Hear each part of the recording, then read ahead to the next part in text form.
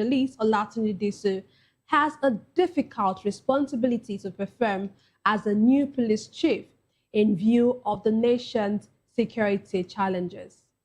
Today, I'm delighted to be joined by two distinguished guests. Here in the studio, we have Dr. Peter Anosike. Dr. Anosike is a philosopher, a development economist, and best-selling author. He's also an erudite commentator on economy, finance, politics, and power. He's also the author of the most talked about book titled Abuse of Power, How Democracy Turned into Tyranny of the Few. Glad to have you join us, sir. Thank you for having me. It's just smiling. There's a way you always smile on Mondays. I've noticed that. It's as if you've enjoyed your weekend and then you're coming in. Well, it's a brand new day. A brand new, right? Beginning of a new week. A new week. I get it. Okay, joining us virtually, we have Honorable Ejiofor Iguatu. He is a former House Committee Chairman on Information and of Anambra State House of Assembly. Glad to have you join us, sir. Very much. Good evening. I don't know if it's your network, but we can't hear you very well. Okay, I said good evening. It's my pleasure to be here. Good evening. It's a pleasure to have you as well. Let me start with you. The National Police Council has confirmed the acting IGP as a substantive IGP, and of course, it awaits the Senate confirmation and all of that. Let me start first with, how do you think that the new IGP would actually fare when it comes to manning the police force?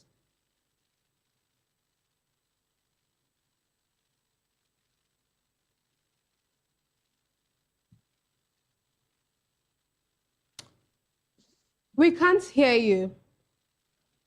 Go ahead, I can hear you now. Okay. Did you hear my question? No, I didn't. Okay, Please ask again. It's fine. So I said that, how do you think the new IGP would fare manning the police force? A lot of expectations are coming from Nigerians that there's going to be a different policing strategy this time around. A lot of people feel that the police needs to be properly trained and retrained, especially those policemen who are on checkpoints and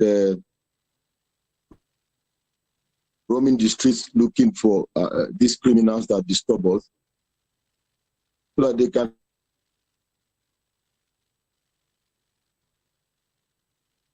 IGP has promised to have accountability, professionalism, and greater intelligence as part of his focus. I believe that going by what he has done in the past, a lot of things rest on his shoulders this time around. The magic he's going to do, or how he's going to do that magic, is what I cannot say now. But there is a whole lot of enthusiasm on the part of Nigerians that something better, something greater, something more professional will come out of this force. The Nigerian police has done remarkably well in recent times. When you compare what has been in the past with now, there is a lot of accountability in the sense that policemen who engage in activities that are illegal and unlawful, once they are identified, they suffer reprimand. There are consequences for every action. And so we will be expecting that the new IGP will further improve on this. And then I think the police has a lot to do more on intelligence gathering. Most times they just, once you make an allegation against anybody, they just go to arrest. And when they arrest, they start the investigation, and most times these things doesn't work. Intelligence gathering will help a lot in reducing the number of confrontations they have with people who are supposed to be innocent. By the time you gather your intelligence well, it saves everybody a lot of crisis. So we are expecting quite a lot from the new IGP. Okay, thank you very much. Let me come to the studio. Dr. Anosike, one of the things they mentioned is intelligence gathering. For you, we know that we are faced with so much widespread insecurity in the country today. What immediate reforms would you actually want the new IGP to prioritize? For me, in Nigeria, the succeeding individual has proven to be worse than the person he is succeeding. Understand me? That is what we have been seeing since. Understand me? Jonah Buhari was worse than Jonathan. Tinubu is worse than Buhari. So, and that is what it has become a norm in the country. When Ebotoku was appointed, he said a lot of things. There will be no hiding and place for criminals and so on and so forth. But at the end of the day, he performed woefully, understand? If I'm to score him, I wouldn't even score him up to 25% because he left Nigeria worse than how he met it, that security-wise, understand me? So, and we don't always that I don't always believe in the CVs that they read out for individuals, because a lot of the time they are being bought. A lot of the time, their words being given that to them are being bought. Understand? So, what I can say that I want, if he has power to do, which he doesn't have, is to fasten state police, which is what only the Senate, that National Assembly can do. So for me, let me just occupy space until his time is over. Dr. Anosike, that's very blunt. Let him occupy space until time is over. But you made mention of others have been occupying space. Ebotoku occupied space. But that should not actually be the way it should be. And what you made mention of the fact that every time a successor always looks to be worse than the predecessor. What would you say is the reason for that? Is it that there's something in that office in those offices? It is individual problem. It is the character of the person.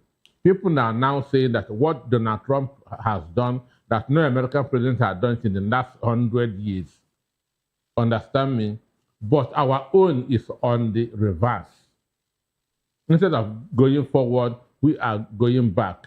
Not just on the president, but other people manning the various institutions, sectors, and so on and so forth. Understand me? So for me, let him just occupy space until his time is over. But let's look at it this way, Dr. Anosike. Many persons have argued, and we've seen it on the streets of Nigeria, on the streets of Lagos, on the streets of, every aspect of the country, every part of the country. We've seen our Nigerian police and Nigerian policemen. I was saying that most times there's so much inadequate funding. There's issue of manpower shortage, there's issue of outdated equipment and all of that. But do you think that is it just leadership change? Is that the only thing that would need to actually make a difference, to actually change all of this about our police force? Or what more do we need to do for our police force to be at par with other security outfits in the world? One, that's to start, because I like being honest. I don't like deceiving myself. One, why the police is not working in Nigeria, because those policemen, naturally as human beings, are not good people. Understand me? 99% of them are evil people. Understand? So there's nothing that more money can do in this situation. So naturally, they are wicked, they are evil. So this thing boils down, even when all the resources are there, all the infrastructure are there. The individual matters a lot. Understand? The state of mind of the individual is very, very important. So we will not just be talking about it, that their salaries is nothing that write home about. Personal, that individually, they are evil people. Understand me? So, and from that, once all the foundation is wrong, build all the most beautiful edifice on it, it will collapse. Okay, let's hear from our virtual guest. I'm sure you're still with us. Okay, so Dr. Anosike is saying here that it's not just about having to give more funding to a Nigerian police force, that the people actually, or the persons who are these officers, already have bad character, according to Dr. Anosike, already have, the foundation is already bad. So there's really nothing that can be done about it. I don't know if That's you the actually... human foundation. The human foundation. So I don't know if you actually share the same view, because I actually asked him that how can leadership change? Can leadership change alone make a significant difference in our police force?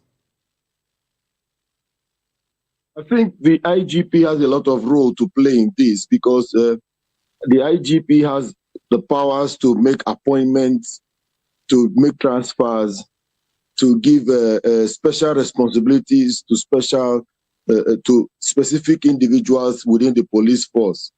So it is the responsibility of the IGP to identify cops who are of the same character, mindset, with the vision and mission he has set for the police, and then give them the responsibilities that will help him to achieve his aim. Like I said before, trainings and retrainings are very important for these policemen. There are so many policemen whom I think due to what they have seen in the past, a lot of things that they've passed through under the police force, they need psychological, retrainings. They need people to talk to them out of so much anger, bitterness that they employ when they are working as policemen. I will agree with my colleague there in the studio that it's not really about funding. I think the police needs to be very much accountable for the little fund that they are getting today. They have to be accountable to it. If you watch, you see that state governors donate vehicles to police from time to time. What happens to those vehicles? The next few years, these vehicles will disappear. These vehicles will become moribund. These vehicles will just disappear. I don't know what happens to most of them. And from time to time, these state governors continue to donate vehicles. And these vehicles get destroyed.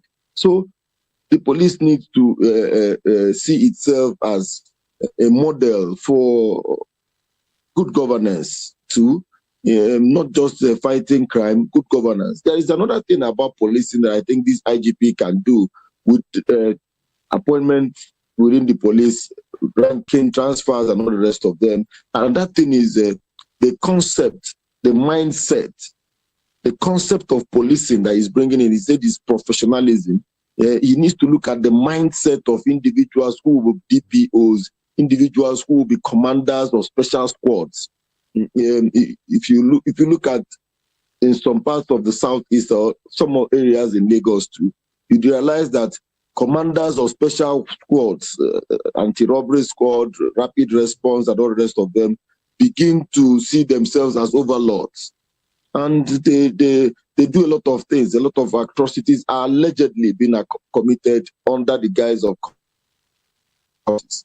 And so the IGP has a lot of responsibility to look at individual characters of people who is going to give specific duties, so that would be bitter policemen being commanders and destroying the little image the police has.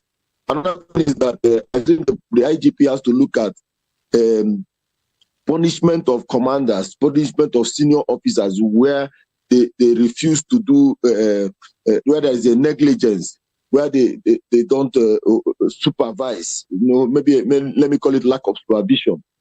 Wherever there is a lack of supervision over the younger or the junior police officers, the senior officers should be reprimanded too. I think this will help them to supervise very well what the junior officers are doing.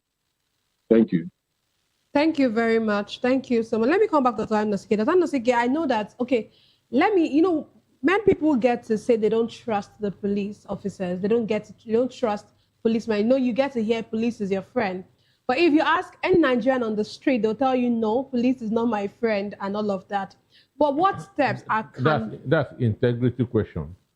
Okay, so I'm asking, so what steps can be used, do we need, or do the police naturally need to help rebuild confidence between citizens and then the law enforcement, or between them and the citizens? One, it should start from the recruitment. Understand me? Warren Buffett said, when you are hiring people, three things comes that to mind: hard work, intelligence, and integrity. If the person has a number one, number two in abundance, but don't have number three, don't hire. Which means integrity is the most important thing in recruiting, hiring, or employing people. So those people who are joining the police force, what is at the back of their mind? Understand me? What's at the back of their mind? It is frustration. Understand me? It is anger. It is bitterness. Most of them are not joining the police because they want to be carrying a AK-47 up and down, but it's because maybe they have graduated, looked for work for many years, and they did not see. Understand me? So it is now they against the masses, they against the country. So they are entering it that with a wrong mindset. They enter police with the mind of frustration, with bitterness. Now, they will now be transferring that aggression on the innocent people. Understand? No be me tell you, make you know fine work. You see, so at the first, who are you recruiting? Why did he want to join police work? Understand me? They should be convinced that with the answer before employing anybody. Not just because of you are above 5 feet, because of you can run 100 yards in 10 minutes. That qualifies you that to join police. What's your mindset? What is at the back of your mind? Understand me? So they must get it right from the beginning. Understand? And if they don't do that, it will continue to be these people. That's why I keep on saying, anytime there's a shootout between armed robbers and policemen, let 5 armed robbers die, let 5 policemen die. Because there's no difference between the two. Understand me? There's no difference between the two. So when they say, meet a policeman, understand me, have issue with a policeman, you see how devilish. Understand? You see that Satan even has more hope of repentance than most of them. Wow. Okay, let's move on to our next conversation tonight. As preparations for the 2027 general elections intensify, the Independent National Electoral Commission, Inec, stated that while it would do its best, the election may not be 100% perfect. Amopiton, who gave the assurance during the Citizens Town Hall program, urged Nigerians to temper expectations, stressing that while INEC would strive to deliver its best performance, perfection remains unrealistic. The admission comes amid ongoing debate over the provisions of the Electoral Act 2026 and concerns about transparency in the electoral process. A member of the African Democratic Congress, ADC, Sam Amadi, has called for the amendment of the Electoral Act 2026 to remove the proviso that allows manual transmission of election results while there is no network for electronic transmission. Amadi argued that if President Bola Tinubu could revert the national anthem in one day, the Electoral Act 2026, which was signed into law, could still be amended. Civil society groups and citizens groups have also raised questions about potential gaps in the current electoral framework. Let me come to you first, Ejiofor. You know, when Inec says that the 2027 election may not be perfect, would you say that that's actually been real Inec's preparedness when it comes to giving us the best in our elections? There is no work of human being that is perfect. So INEC might be very correct when they say the election will not be a perfect one. So it's important for us to understand that the success of the election is wholly dependent on the attitude of the people who are at that polling unit, at every polling unit at every point in time. Aside all these laws and all these processes, the people who are there will do a lot to give the confidence to the presiding officers and all the INEC ad hoc staff who will do the work there. When they have that confidence of safety, confidence that they are protected, confidence that if they do what is right, that nothing will happen to them, confidence that nobody here will intimidate them, you find out that they will be in a relaxed state to make sure that every process and every legal means of conducting an election is done. And then on the issue of INEC being very prepared, one of the greatest problems INEC has on election day is logistics of moving materials from the council area to various polling units. You find out that on so many occasions, the materials leave early but don't get to those polling units early enough, sometimes mid-afternoon. And the election closes before it is dusk. So INEC should improve on it. INEC should improve on logistics, movement of materials from the local government headquarters or from the INEC office to the polling units.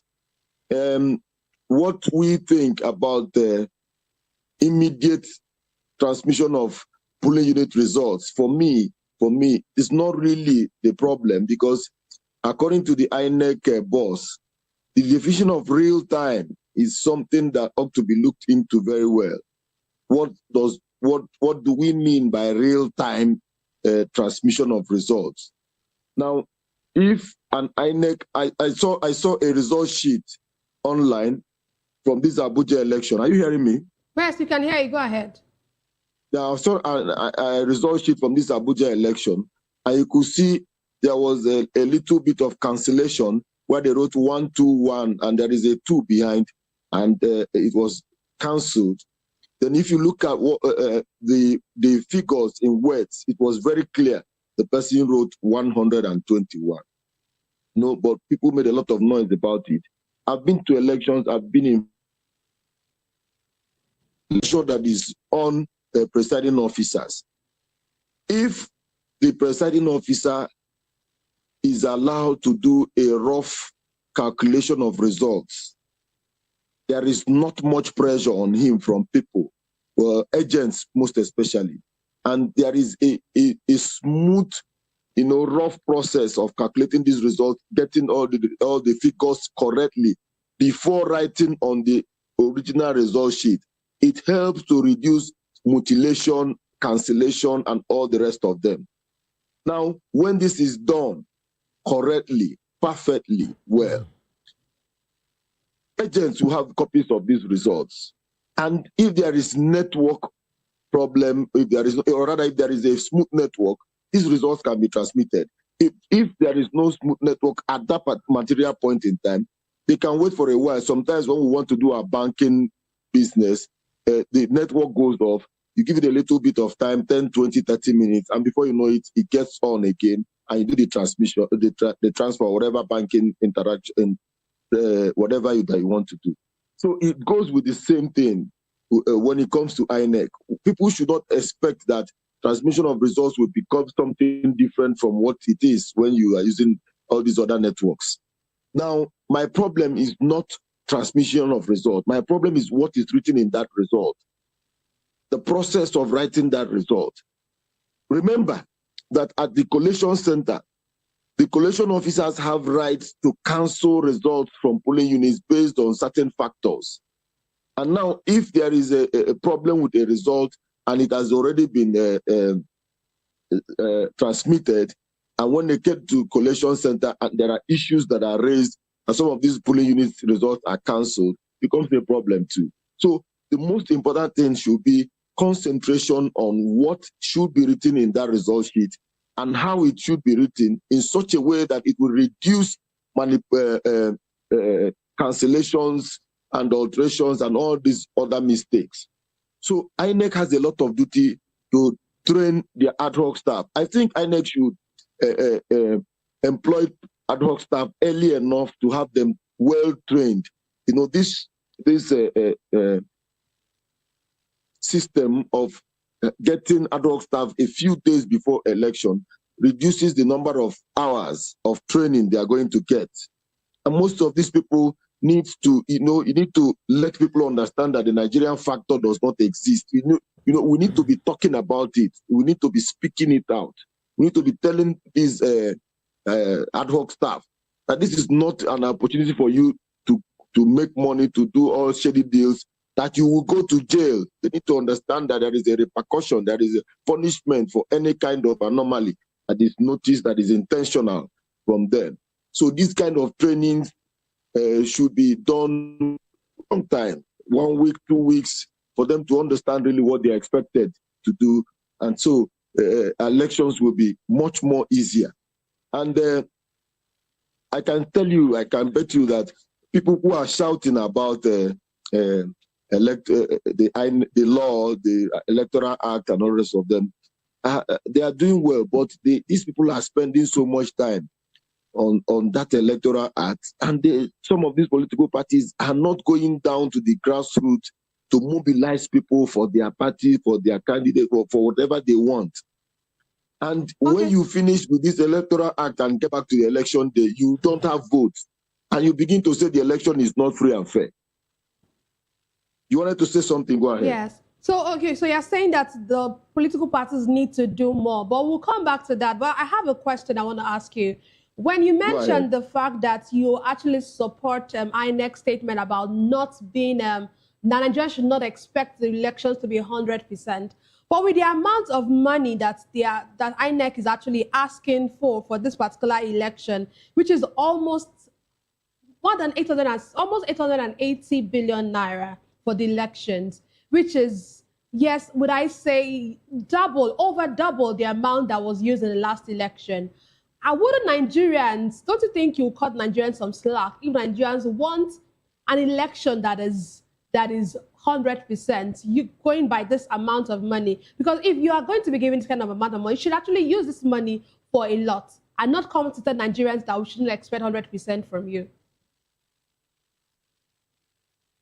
You are correct. If you consider the amount of money, people will be expecting something 100%. But like I said before, no human work can be that 100 amount of money. Election requires a whole lot of human factors. Okay. A whole lot of human factors. And so the way I will run things, it might not be the way my friend, my brother will run things, another person will run things.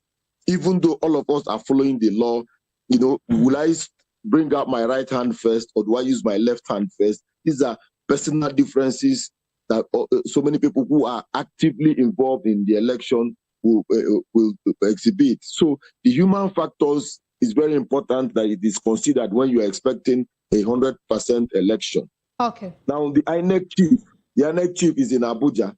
He transfers responsibilities to Rex at the state level. Rex transfers to EOs at the local level. EOs transfer. So when these responsibilities are being taken down to the people that will do the election, find out that some people might there might be some differences because these are all human beings. But what we are expecting that with the level of training and knowledge they will be impacted in, they will do their best to get to 90. Okay. Thank you. I'll come back to you. I'll come back to you. Let's get to hear the view of our guest in the studio. Dr. Anosike, you've heard what our guest has said. I saw you smiling and smiling. I knew I knew you were itching to say something. The truth is that even if you give Inec that's Elon Musk money, it doesn't guarantee free fair election. And the truth is, I don't know the type of people that this Inec chairman hire or use as advisors, because he is putting fire on his head by this statement. Understand me? That he cannot guarantee 100% election. But the speech would have read, INEC alone cannot guarantee perfect election, because election can be rigged before even people get to the polling units. Understand me? Elections can be rigged even before the voting day. How? By manipulating the process. Understand me? By manipulating the process. Now, INEC doesn't have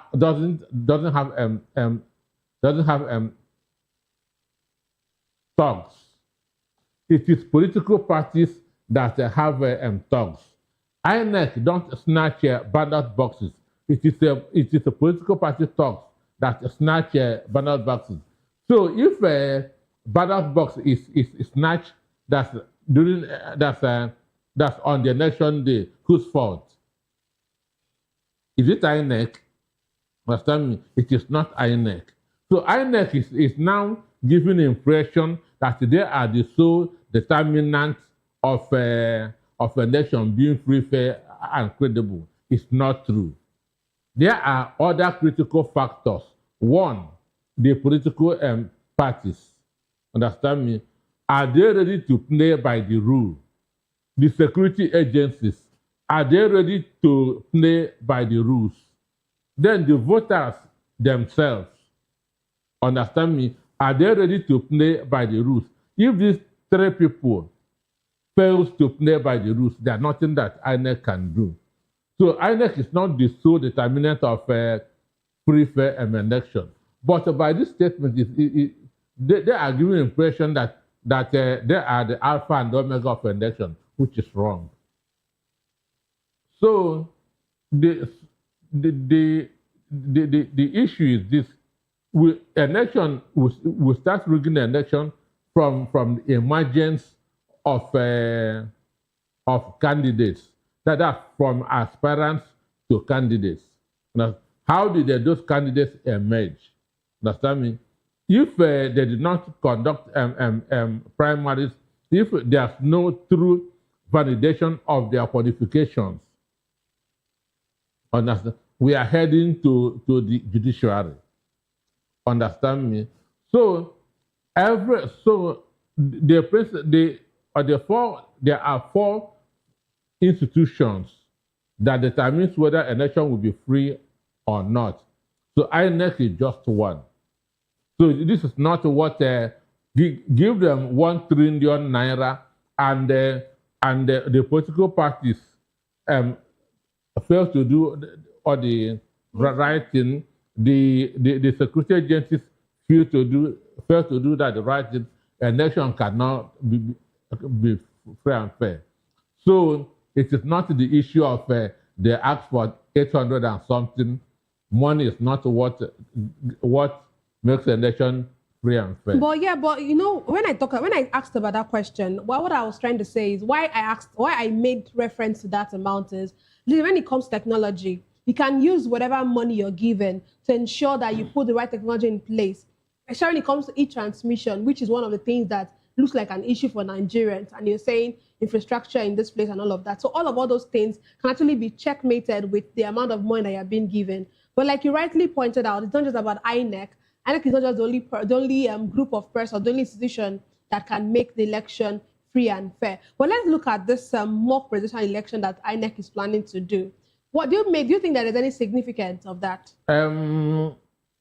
This is the time for what is it for Amopeton that to save for his retirement. Understand? So he wants to start eating that money from now. Understand? He wants to start eating that money from now. One, from micro, you go to macro. There have been an election in FCT. Understand? Have you gone through the election? What did we do right and what did we do wrong? Understand me? From the FCT election, understand me? That's from the Anambra election, which he was also in charge of. They can assess themselves. They can assess for themselves, but maybe he has been broke for a very long time until Tinubu remembered him. So you can see they may budget 200 billion for the mock that's a presidential election, and Senate will approve it, assuming it requires going through the Senate. Understand? They can also go and check the 2023 presidential elections. Understand? What are the pros and the cons? Study it. Understand? And now improve on it. So for me, the mock whatever is just a waste of resources. It's to make a few people millionaires and billionaires. Okay, let me go back to our virtual guest. You know, one of the things that Sam Amadi said in this, when I was reading, he talked about the fact that the law can be amended. And do you think that if that is possible, we know that the president has given accent to this law? No, they can go to court and get a judgment. Aside from the court, yeah, but do we actually see this happen? I'm just looking at what we have in Nigeria today. Do we see this happening? But let me allow our guest to get to hear his view.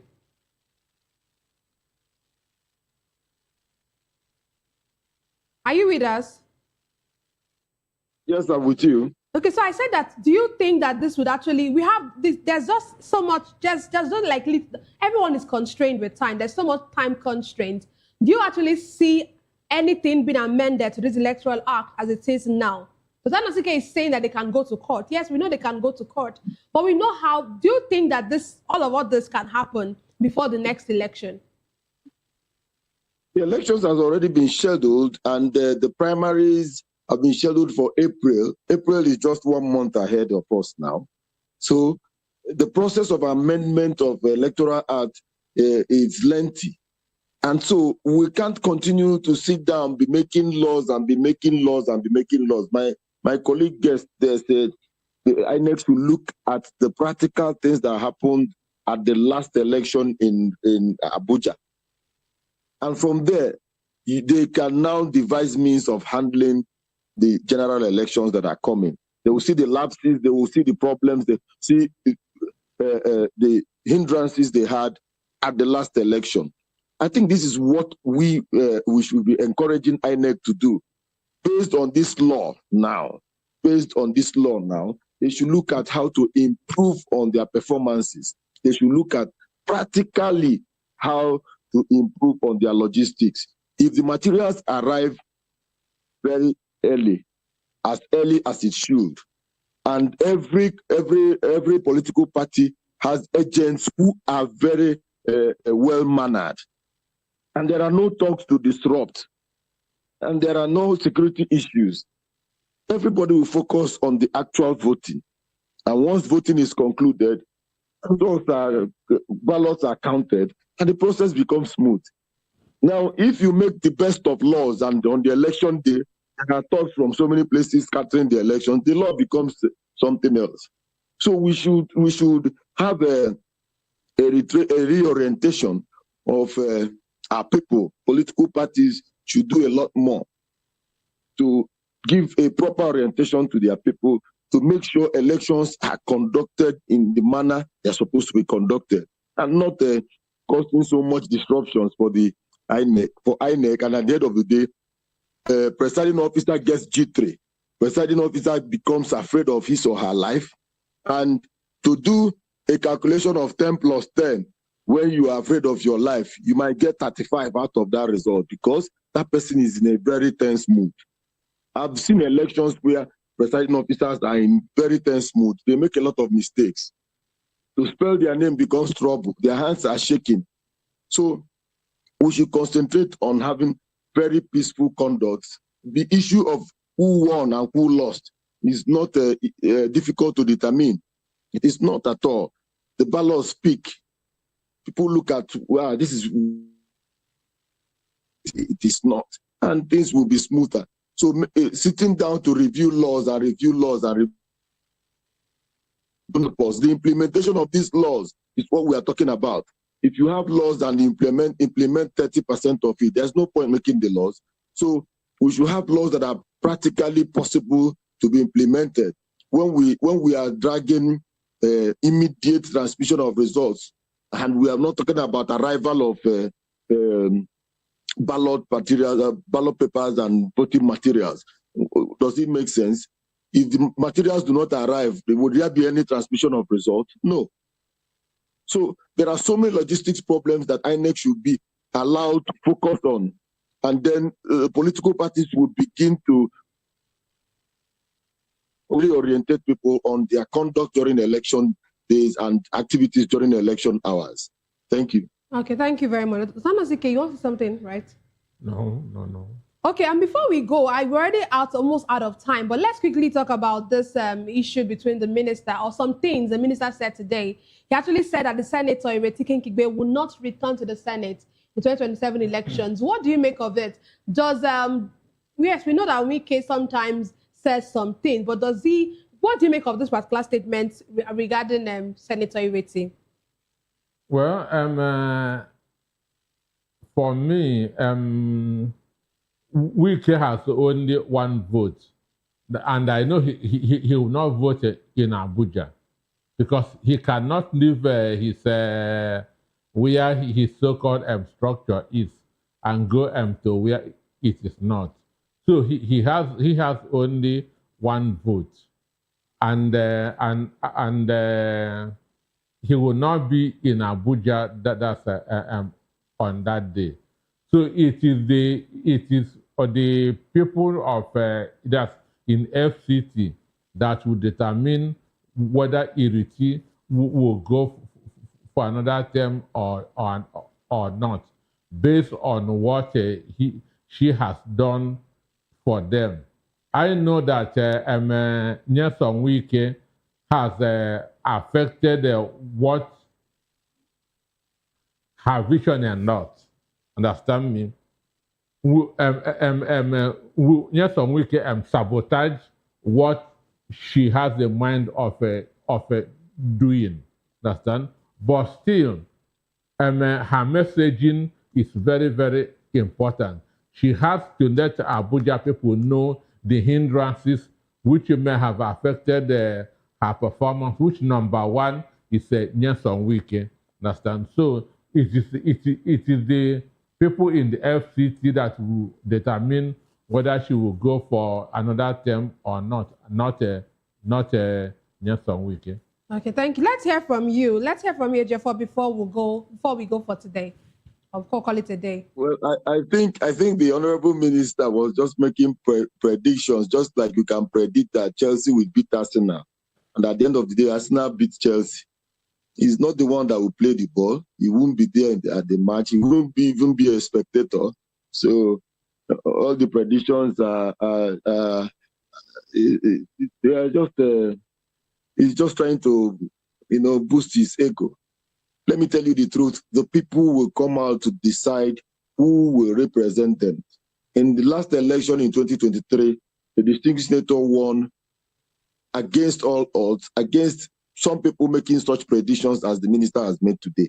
And so nobody is in the minds of so many voters. I don't know the exact number of voters who are active in Abuja, but the good number of voters in Abuja voted for her, and they are the ones that will assess her performance and see whether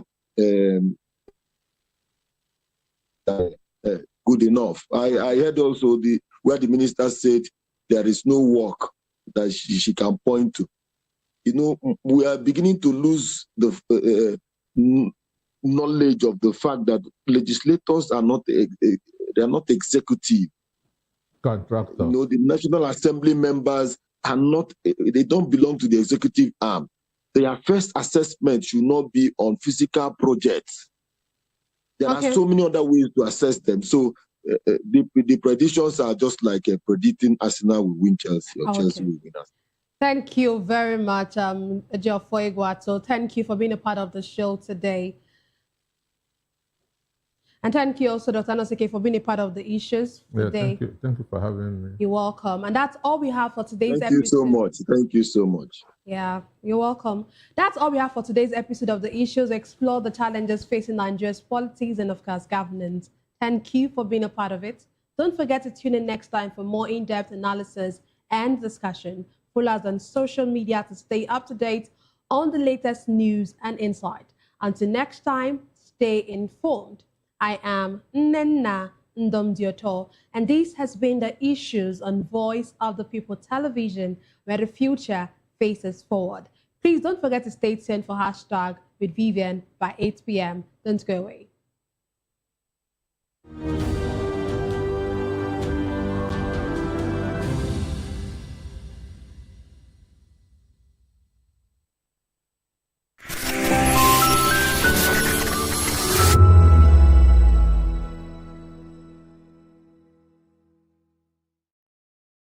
The red carpets, awards, the razzmatazz, music, fashion, interviews, and more. Spotlight on Voice of the People Television. Let's feed you with all the juicy stories in the global entertainment space, bringing you the glitz and glamour as it is hot. Stay tuned to Spotlight, 1 p.m. Monday to Friday. Spotlight on VOP TV. Entertainment like never before.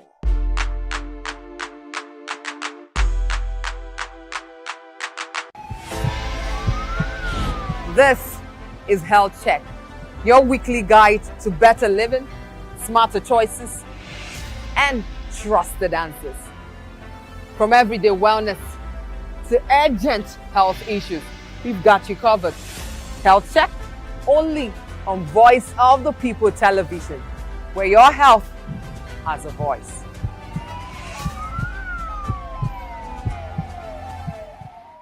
We encourage you to click on the like button and subscribe to our YouTube channel. We are Voice of the People TV. Also follow us on all our social media platforms. We are at VOP TV Live. Visit our website www.vop.ng for fresh and trending news. Also watch us live on SLTV channel 264. VOP TV, Voice of the People Television. Africa is on the move, a continent of rising voices, untold stories, and powerful transformations. From the streets of Lagos to the heart of Nairobi, from the mines of Congo to the tech labs of Cape Town, the African story is being written every day. Bold, dynamic, unstoppable. This is African News on Voice of the People Television. We don't just bring you the news. We analyze and bring you Africa's heartbeat, the politics that shapes our nations, the economies that drives our future, the cultures that defines who we are, the voice that must be heard. Africa News, Africa's voice, Africa's future. Where Africa speaks, the world listens.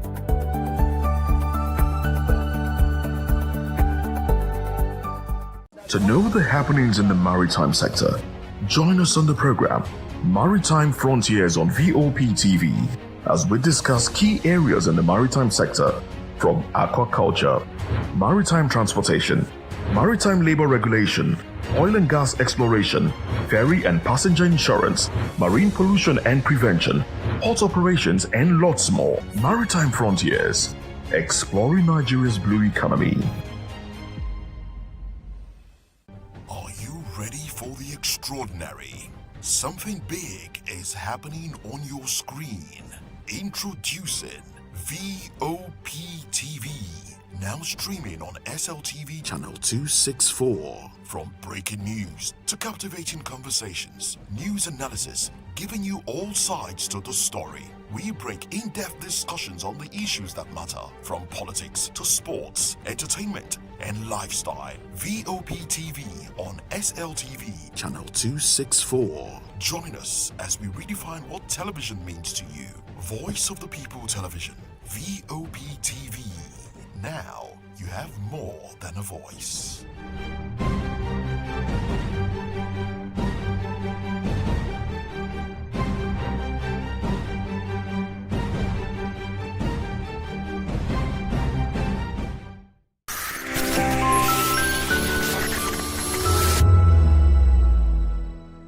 Asu Rock is a large outcrop of granitic rock located on the outskirts of Abuja, the capital of Nigeria.